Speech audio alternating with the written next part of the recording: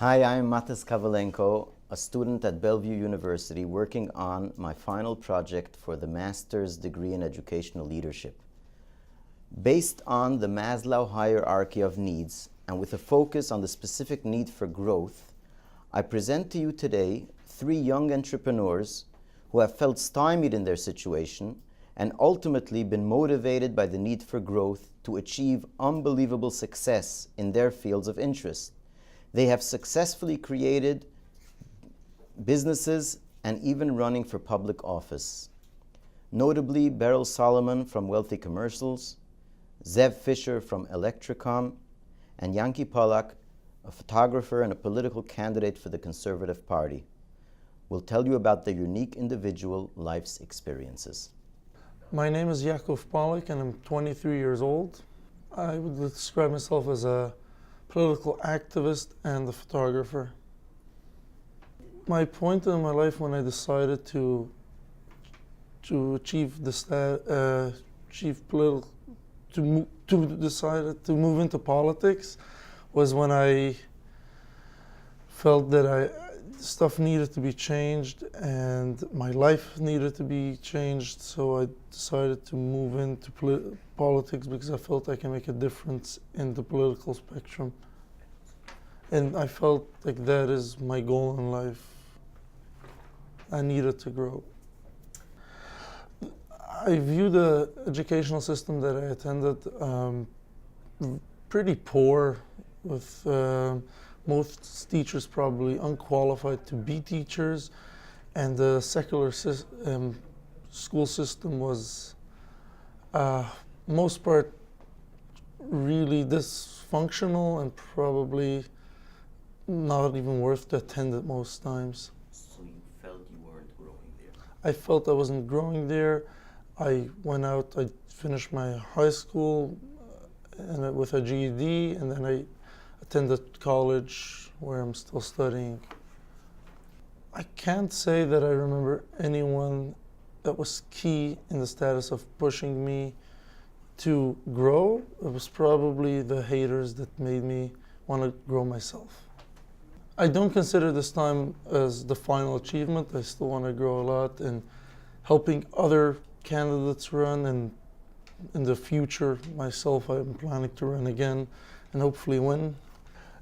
If I was able to change the educational system of where I grew up, I would make sure there's more qualified teachers that are actually there to teach and know what they're doing and are qualified.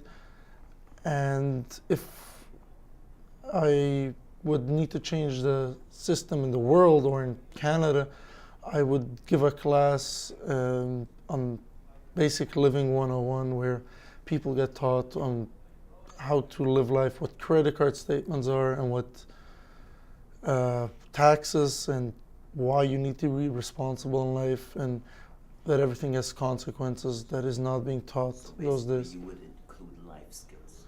I would include life skills in classrooms. Hi, my name is Zev Fisher and I am 22 years old. I would describe myself as a business owner of a good going electrical company. At what point in my life did I decide to move forward to achieve the status? I was basically feeling that I have no growth where I am, and I was just being in the same position at all time, and I was like, I have to do something with my life. I have to do something that's gonna make me feel what I want to be and give me something to wake up every day at 6 a.m. and make sure I'm out there doing my thing. I view the educational system I attended as a decent system which needs a lot of help, and basically in all different sectors. I was in the Hebrew sector, they were pretty well, but when it came to the secular sectors and all the other stuff, I feel that they need a bit of a push over there and make sure they focus more on stuff that can be used in the day-to-day life. I cannot remember exactly if anybody actually was a current what's it called, but my parents were definitely a big push to it in the end. In the beginning, I believe I was myself. I do not consider this point in my life as a final. I consider this as a beginning. I'm 2 years in the business, and I hope to be a lot more. And I consider this as a beginning to a big, larger picture of growing a successful, big company out there. If I was able to change the educational system, I would recommend them to include more, basically show the younger people that there's more out there and the stuff that they need in the day-to-day life, and whether it's business knowledge or personal knowledge, and not just language and stuff that they don't use every day. How I would see my next stepping stone in my business would be based on the growth and accomplishment. So meaning to say, I am looking every quarter, I check my business, and I look through my business plan, and I try to go through it and see, did we achieve what we thought we would? Did we achieve? And if not, what could we improve? How to improve it? And according to that, I measure when the next milestone is going to come. And that's basically it. Hi, my name is Beryl Solomon. I'm 30 years old. Some of you might have been following me. For those of you that have not, I want to let you know where I am, where I'm holding, and how I got here. I started this company, Wealthy Commercials, 2.5 years ago. I started from absolutely scratch with nothing. I was working for my father in his family business, and I decided that I wanted to start my own company. So I left. I had a little bit of money saved up in the bank, just enough runway to keep me going for 3-4 months. Keep in mind, I had a child. I had 3 children actually when I decided to start my own company. I had a mortgage, 2 cars. I had a whole life going, and I had to make sure that I was able to support myself. So when I left my father's company, I went absolutely wild to start this company and to go in with full force. And today we're standing, thank God, we have 12 people that work here. We've generated over $2 million in business in 2.5 years. And I completely started this thing from scratch with nothing but a dream. No big financing, no big capital, no big brains, by the way. I gotta tell you, I have absolutely no experience in the business that I chose. What I chose to do is video production for big companies, help them engage their clients. And I had no experience in that. All I knew is that I liked it and that I had a feeling for it. I have no technical experience. I didn't go to school for it. I didn't go to any, I have no certifications, but I had a drive, a desire, and a will, and that has taken me to the next level and helped me build this business to where we are today. So the main thing that drove me to start my own business was I have inside of myself, I feel, leadership and boss-like qualities. And as much as I enjoyed working for my father, he at the end of the day was still the boss. He had the final call. And I had 2 options. I could either suppress that part of me that wanted to be the boss, that wanted to be where the buck stops and have the final say. And I was able to do that, but I've never been a good team player. I'm just going to be completely honest. I've never been good at team sports. I was never on a hockey team or basketball team. I was good at swimming, at skiing, at tennis, at golf, things that were a one-player sport because I like being in charge of my destiny. So I took it upon myself when I felt that frustration that I still wasn't able to be the boss and have the ultimate final say. I was either able, like I mentioned, I could have suppressed that and been unhappy, or I could have said, you know what, let me try to explore and let me unleash this beast that's inside of me that wants to run my own show. And that's really when that frustration started building up. That's really when the tipping point began to say, you know what, let me go try this thing on my own and let me see what I'm able to do. And it's the best thing that I ever did. Extremely challenging, don't get me wrong, but it's the best thing that I ever did for myself because that's who I am. A lot of people are watching this. You might not be able to handle the stress. And by the way, it is very stressful. I actually don't suggest anybody start their own business right now because it's so stressful. You cannot imagine.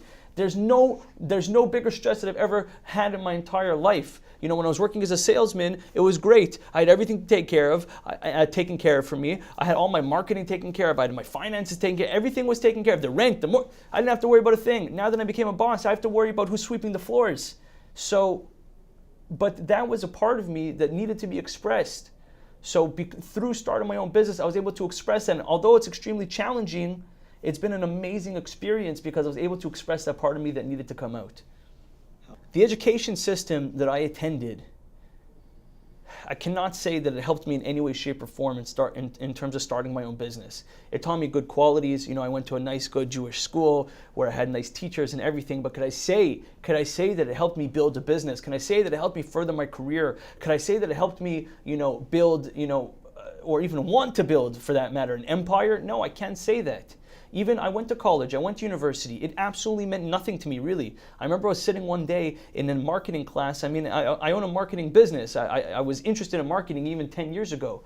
The teacher in the marketing class was teaching us how to place ads in a newspaper. Keep in mind, this was 10 years ago. And I raised my hand and I said, "Sir, nobody uses newspapers anymore. I'm 20 years old. I have never read a newspaper in the past 5 years. And he said, "This is the way that I teach my course. If you like it, stay. If you don't, there's the door." And I stood up and I left and I never came back.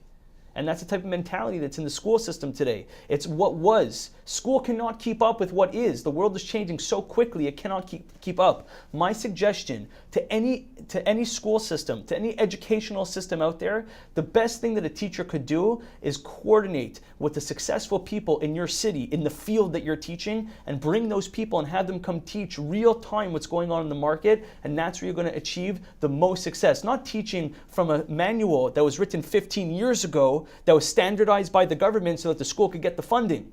It has to be real time, real practicality. So I was failed by the school system, and I'm sure a lot of people watching this right now were too. And I'm frustrated about it, but it could change.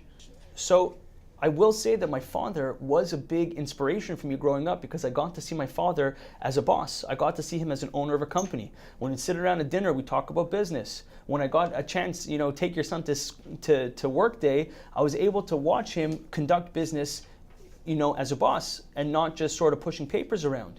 So he was a big inspiration to me, and throughout my life, I've always seeked out mentors.